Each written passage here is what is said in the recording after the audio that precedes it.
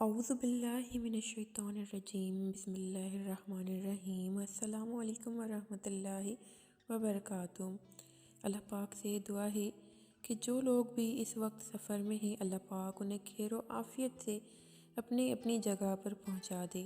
جو لوگ بیمار ہیں اللہ پاک انہیں صحت یاب کر دے۔ جو لوگ حلال رزق کے لیے پریشان ہیں اللہ پاک اپنے غیب کے راستوں سے ان کے لیے حلال رزق کے وسیلے پیدا کرے۔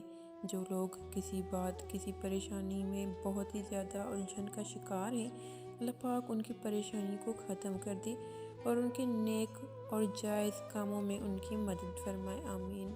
ناظرین، آج ہم اللہ پاک کے بہت ہی پیارے ذکر سبحان اللہ و بحمدہ سبحان اللہ العظیم کا ذکر کریں گے اور اس کے فوائد اور اس کی فضیلت آپ لوگوں سے شیئر کریں گے۔ سبحان اللہ و بحمدہ سبحان اللہ العظیم یعنی اللہ پاک ہے اپنی تعریفوں اور خوبیوں کے ساتھ، اللہ پاک ہے عظمتوں والا۔ اس سے پہلے ہم اللہ پاک کے ذکر کی فضیلت آپ لوگوں سے شیئر کرتے چلیں گے، اس کے بعد سبحان اللہ و بحمدہ سبحان اللہ العظیم کے ایسے فوائد اور معجزات آپ لوگوں سے شیئر کریں گے کہ آپ سن کر آپ کا ایمان بھی تازہ ہو جائے گا اور آپ حیرت زدہ رہ جائیں گے کہ اس کلمے کی اتنے فوائد ہیں اور اتنے معجزات ہیں، تو آج تک آپ ان سے غافل کیوں رہے۔ حضرت عبداللہ بن عباس رضی اللہ عنہ سے روایت ہے کہ رسول اللہ صلی اللہ علیہ وسلم اپنی زوجہ حضرت جویریہ رضی اللہ تعالیٰ عنہ کے پاس سے نکلے۔ پہلے ان کا نام برا تھا، بعد میں آپ صلی اللہ علیہ وسلم نے تبدیل کر کے جویریہ رکھا۔ وہ اپنے مسئلے پر بیٹھی تھیں۔ جب آپ صلی اللہ علیہ وسلم واپس گھر تشریف لائے تب بھی وہ اسی جگہ بیٹھی ہوئی تھیں اور تسبیح پڑھ رہی تھی۔ آپ صلی اللہ علیہ وسلم نے پوچھا، کیا تم جب سے یہیں بیٹھی ہو؟ انہوں نے کہا، ہاں۔ آپ صلی اللہ علیہ وسلم نے فرمایا، میں نے تمہارے پاس سے جا کر 4 کلمے 3 بار کہے، اگر وہ کلمے تمہاری تسبیح کے ساتھ تولے جائیں تو وہ کلمات بھاری قرار پائیں گے، اور وہ کلمات ہیں سبحان اللہ و بحمدہ عدد خلقہ و رضا نفسہ و زینت عرشہ و مداد کلماتہ۔ اگر آپ بھی چلتے پھرتے ان کلمات کو پڑھتے رہیں گے تو اللہ پاک کا بہت ہی قرب حاصل کریں گے۔ ان کلمات کو ہم دوبارہ دہرا دیتے ہیں، سبحان اللہ و بحمدہ عدد خلقہ و رضا نفسہ و زینت عرشہ و مداد کلماتہ۔ ایک دن موسیٰ علیہ السلام کسی راستے سے گزر رہے تھے کہ ان کے دل میں خیال آیا کہ صرف میں ہی اللہ کا ذکر کرتا جا رہا ہوں اور کوئی نہیں، تو اللہ نے تمام جانداروں، درختوں، پتوں کو حکم دیا کہ ذکر کی آواز بلند کرو، تو ہر طرف اللہ کے ذکر کی آواز بلند ہو گئی۔ تو موسیٰ علیہ السلام سجدے میں گر گئے اور کہا کہ اے رب کائنات، کیا زمین کے نیچے بھی تیرا ذکر ہوتا ہے؟ تو اللہ نے کہا، اپنا عصا زمین پر مارو۔ تو موسیٰ علیہ السلام نے اپنا عصا زمین پر مارا تو زمین پھٹ گئی اور پانی نکلا۔ تو اللہ نے کہا، اس پر بھی عصا مارو۔ آپ نے پانی پر بھی عصا مارا تو پانی پھٹ گیا اور پتھر نکل آیا۔ تو اللہ نے کہا، اس پر عصا مارو۔ تو آپ نے پھر پتھر پر عصا مارا تو ایک سبز رنگ کا جانور اللہ اللہ کا ذکر کر رہا تھا۔ تو آپ نے اس سے پوچھا کہ کب سے ذکر کر رہے ہو؟ تو اس جانور نے کہا کہ میں آج سے 5100 سال پہلے سے ذکر کر رہا ہوں۔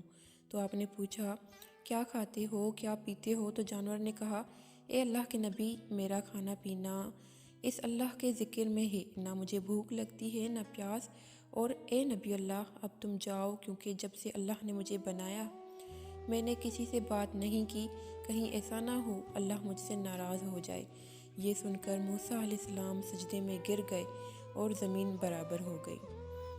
رسول اللہ صلی اللہ علیہ وسلم نے فرمایا کہ اللہ کا ذکر اتنا اور اس طرح کرو کہ لوگ کہیں کہ یہ دیوانہ ہے۔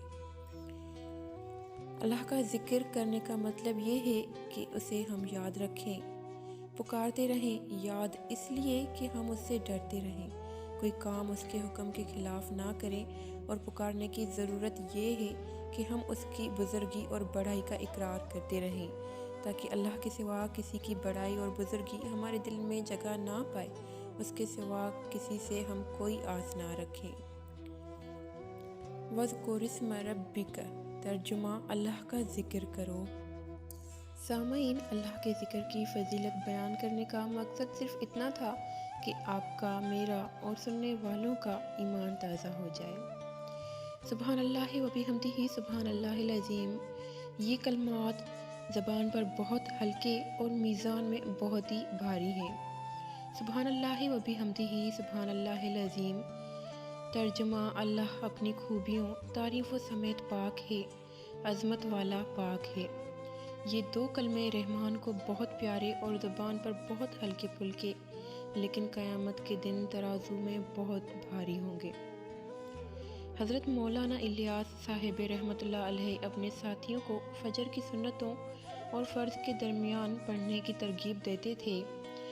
دوسری جگہ پر ہے کہ امام مالک نے حضرت ابن عمر رضی اللہ عنہما سے روایت کیا کہ ایک روز ایک آدمی بارگاہ عالیہ میں حاضر ہوا اور عرض کی، دنیا نے میری طرف سے پیٹھ پھیر لی ہے اور منہ بھی پھیر لیا ہے۔ سرور کائنات صلی اللہ علیہ وسلم نے اس آدمی کو کہا کہ ملائکہ کی جو نماز اور اللہ کی مخلوق کی جو تسبیح ہے، اس سے تو کیوں غافل ہو گیا ہے؟ اسی کے صدقے ان سب کو رزق دیا جاتا ہے۔ جب صبح صادق طلوع ہو تو یہ تسبیح 100 بار پڑھا کرو، سبحان اللہ و بحمدہ سبحان اللہ العظیم، استغفر اللہ۔ ناظرین، اگر آپ میں سے کسی کو بھی یہ خواہش ہو کہ اللہ پاک اس کے لیے رزق کے دروازے کھول دے، یا پھر اگر کسی کو لگتا ہے کہ اس پر روزی تنگ ہو گئی ہے یا پھر اس کے لیے وسیلے نہیں نظر آ رہے، تو آپ صبح صادق جس وقت سورج طلوع ہوتا ہے اس وقت آپ نے 100 مرتبہ سبحان اللہ و بحمدہ سبحان اللہ العظیم استغفر اللہ کی ایک تسبیح پورے دھیان سے کرنی ہے۔ سرکار دو عالم صلی اللہ علیہ وسلم نے فرمایا، دنیا تیرے پاس ذلیل ہو کر آئے گی۔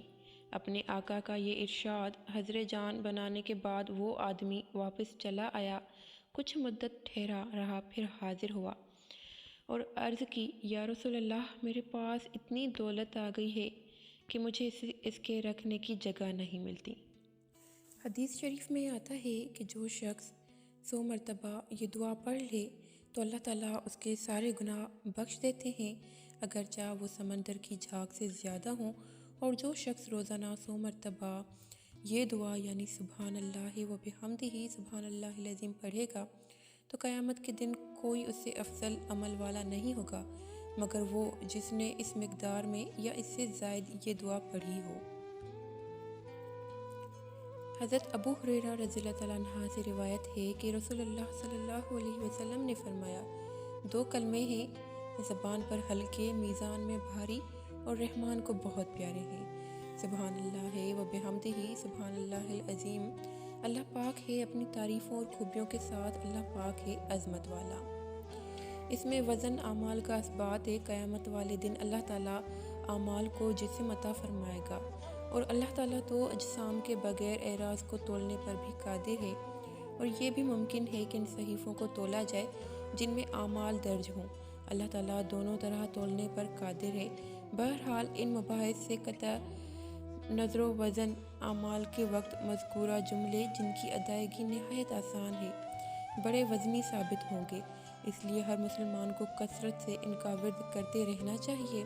دوسری جگہ پر بھی روایت ہے رزق کی بارش کے لیے کہ ایک صحابی خدمت اقدس میں حاضر ہوئے اور عرض کی، یا رسول اللہ صلی اللہ علیہ وسلم، دنیا نے مجھ سے پیٹھ پھیر لی ہے۔ فرمایا، کیا وہ تسبیح تمہیں یاد نہیں جو تسبیح ہے ملائکہ کی اور جس کی برکت سے روزی دی جاتی ہے؟ کل کے دنیا آئے گی تیرے پاس ذلیل و خوار ہو کر، طلوع فجر کے ساتھ 100 بار کہا کرو، سبحان اللہ و بحمدہ سبحان اللہ العظیم۔ اس صحابی کو ابھی 7 دن ہی گزرے تھے کہ خدمت اقدس میں حاضر ہو کر عرض کی، حضور، دنیا میرے پاس اس کثرت سے آئی کہ میں حیران ہوں کہ کہاں اٹھاؤں اور کہاں رکھوں۔ ناظرین، آپ نے اللہ پاک کے ان دو پیارے کلموں سبحان اللہ و بحمدہ سبحان اللہ العظیم و بحمدہ استغفر اللہ کی فضیلت سنی کہ ان کے بارے میں ہمارے پیارے نبی حضور اقدس صلی اللہ علیہ وسلم کے کیا ارشادات مبارک ہیں اور ان کی کیا فضیلت ہے۔ اللہ پاک آپ کو اور مجھے اور تمام مسلمانوں کو فضیلت اور توفیق عطا فرمائے کہ ہم ان کلمات کو صبح شام پڑھ سکیں اور اللہ پاک کا قرب حاصل کر سکیں۔ ناظرین، امید کرتے ہیں ہماری آج کی ویڈیو آپ کو پسند آئی ہوگی۔ ویڈیو پسند آئی ہے تو اس کو لائک ضرور کریں، چینل کو سبسکرائب بھی ضرور کریں اور بیل آئکن پر بھی ضرور پریس کریں۔ ہمیں دے اجازت، ملیں گے اگلی ویڈیو میں۔ اپنا بہت سارا خیال رکھیے گا، ہمیں اور ہمارے چینل کو دعا میں یاد رکھیے گا۔ اللہ نگہبان۔